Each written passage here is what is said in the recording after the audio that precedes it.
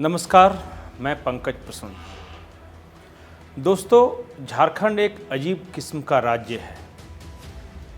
यहाँ एक मुख्यमंत्री 4 साल शासन करने के बाद एक पन्ना लेकर एक प्रेस कॉन्फ्रेंस करते हैं और उसमें किसी राजीव उरांव का नाम का जिक्र करते हैं और कहते हैं कि जो विपक्ष के सबसे बड़े नेता हैं, यानी उस वक्त विपक्ष के नेता हेमंत सोरेन थे, उन्होंने एक दिन में 18 जगह रजिस्ट्री करा दी और राजीव उरांव का जमीन को उन्होंने ले लिया।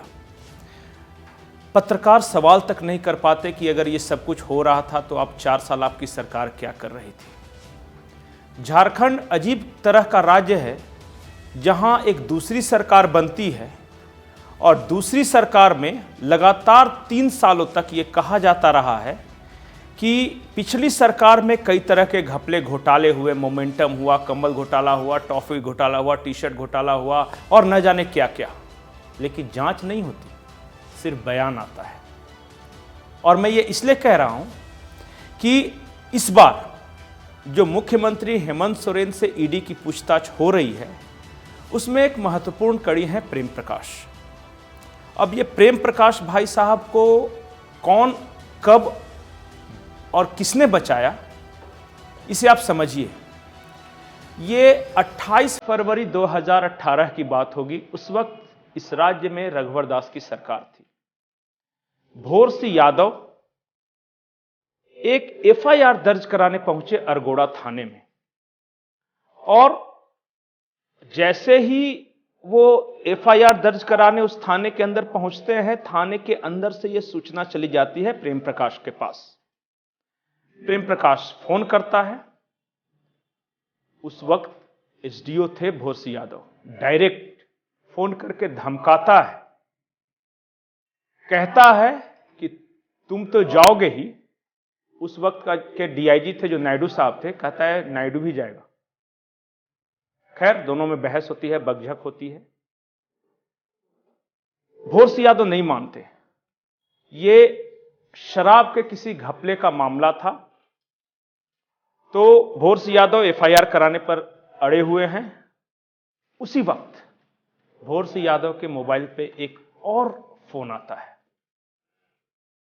वो फोन नंबर और सामने वाले शख्स से बात करते हुए भोर सिंह यादव सकपकाते हैं, सकचाते हैं और फोन रखकर पैर पटकते हुए थाने से निकल जाते हैं। प्रेम प्रकाश के खिलाफ एफआईआर दर्ज नहीं होती। ये दूसरा शख्स जिसने भोर सिंह यादव को फोन किया था, क्या वो सफेद बिल्डिंग वाला शख्स था या थी, हमें नहीं पता। उसी प्रकरण को अब आज मुख्यमंत्री हेमंत सोरेन के बयान से जोड़ लें। मुख्यमंत्री हेमंत सोरेन कहते हैं कि जब ईडी ने उन्हें बुलाया तो मुख्यमंत्री वो बता रहे कि मैंने ईडी के अफसरों से पूछा कि आप जितने घपले घोटाले की बात कर रहे हैं 1000 करोड़ सिर्फ साहेबगंज में, वो क्या सिर्फ 2 सालों में हुआ? ईडी के अफसर जवाब देते हैं कि हम 2 साल की बात ही नहीं कर रहे हैं। तो मुख्यमंत्री उन्हें कहते हैं कि आप तो 8 साल की भी बात नहीं कर रहे हैं।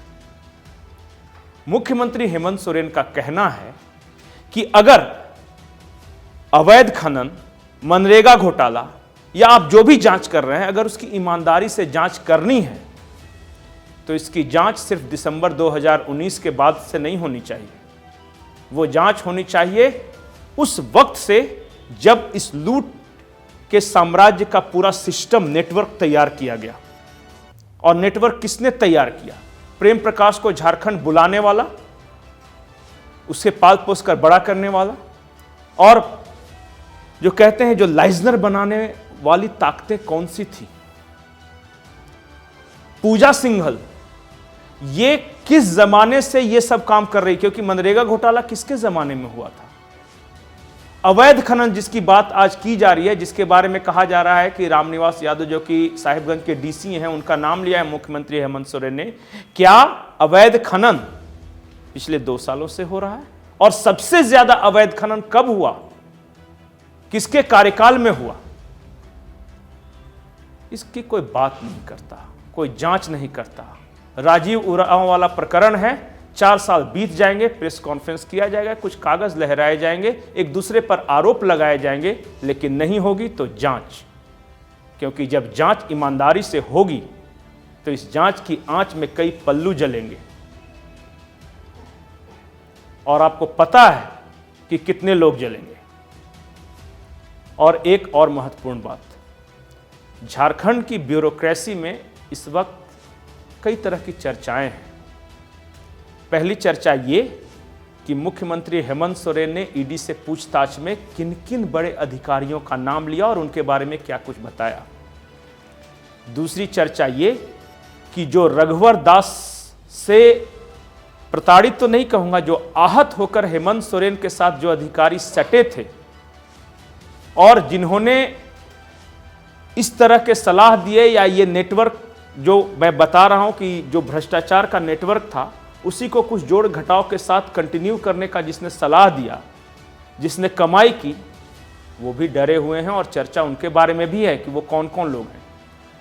चर्चा इस बात की भी है कि अब ईडी किन किन अधिकारियों से बुलाकर पूछताछ करने वाली है, क्योंकि इतना निश्चित मानिए कि झारखंड के कुछ बड़े अधिकारी हैं जिनसे ईडी पूछताछ करने वाली है। वक्त आने पे मैं नाम भी बताऊंगा, लेकिन फिलहाल इंतजार कीजिए चंद दिनों का, क्योंकि हमें जो जानकारी है उसके अनुसार मुख्यमंत्री हेमंत सोरेन को फिर से बुलाया जाना है। शायद विधानसभा के स्थापना दिवस के बाद किसी भी दिन मुख्यमंत्री को दोबारा ईडी दफ्तर जाना पड़ सकता है। उसके बाद अधिकारियों से पूछताछ होगी और कई अधिकारी ईडी की जांच के लपेटे में आएंगे। और जब बात निकली है तो दूर तलक जाएगी, दिसंबर 2019 तक ही नहीं, उससे पहले भी। नमस्कार।